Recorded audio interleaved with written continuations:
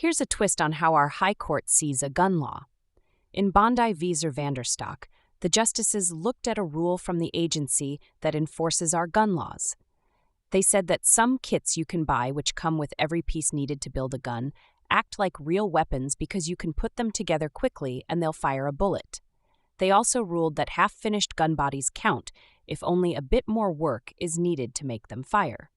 By a 7-2 vote, the court reversed a lower court decision that had tossed out this rule. Nine Robes uses non-partisan everyday language to focus on the facts of what the Supreme Court is saying. Here, you'll find clear, concise summaries of every Supreme Court opinion, stripped of legalese and clickbait headlines.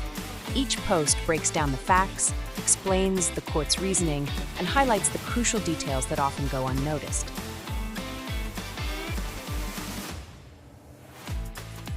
It's not just about what the court decided. It's about why those decisions matter, to give you a deeper understanding of the cases that define our nation's legal landscape. These summaries are generated by AI. Be careful and consult reputable sources when in doubt. In 2022, the Bureau of Alcohol, Tobacco, Firearms, and Explosives, ATF, adopted a rule interpreting the Gun Control Act of 1968, GCA, to cover 1. Weapon parts kits that may readily be completed to expel a projectile, and 2. Partially complete, disassembled, or non-functional frames or receivers, including frame or receiver parts kits.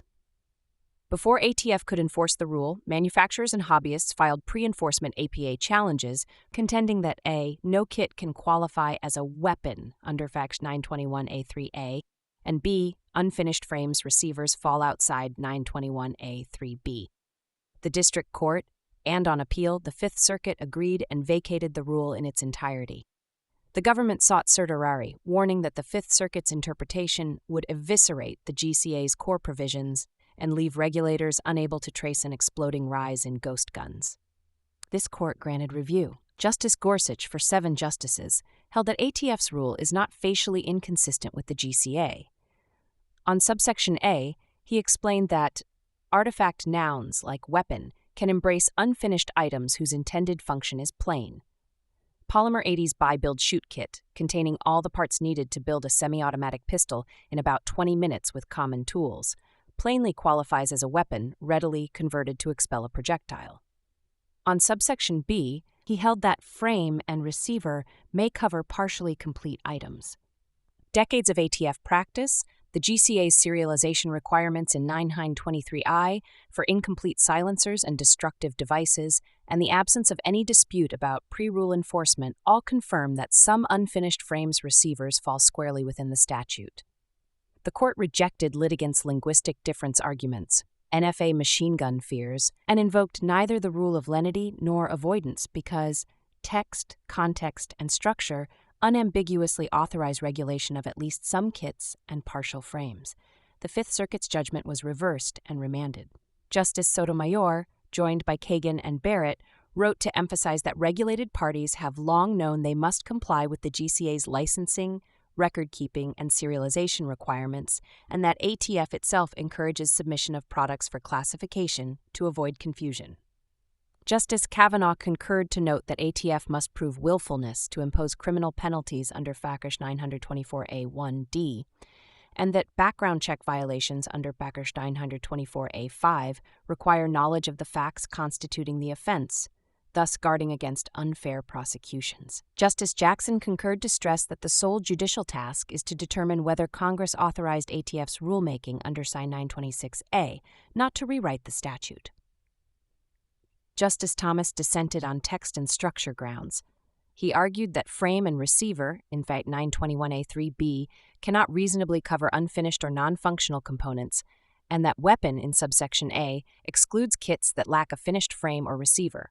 He warned that the majority's approach could enable ATF to classify semi-automatic AR-15 receivers as machine gun receivers under the NFA. Justice Alito dissented on review standard grounds. He challenged the court's use of the facial challenge test, no set of circumstances under which the rule is valid. He argued that respondents never conceded to that demanding standard. The GCA's expansive definition of firearm in Fact Draft 921A3 unfolds in 4 parts. A. Any weapon which will or is designed to or may readily be converted to expel a projectile.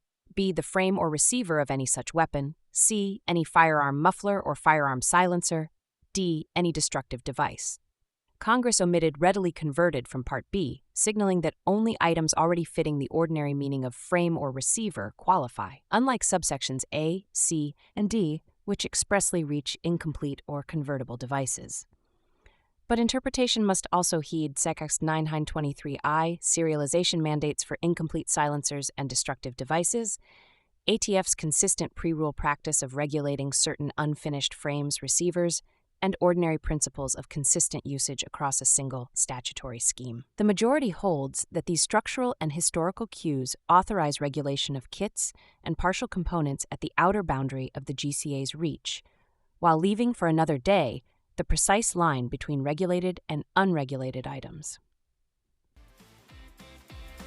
Find us online at 9robes.ai. That's the number 9robes.ai. Like and share this podcast with friends that like to be informed. 9 Robes provides AI summaries of U.S. Supreme Court cases. AI makes mistakes. People make mistakes too. We genuinely do our best to provide you with the most accurate summaries, but our best sometimes includes errors.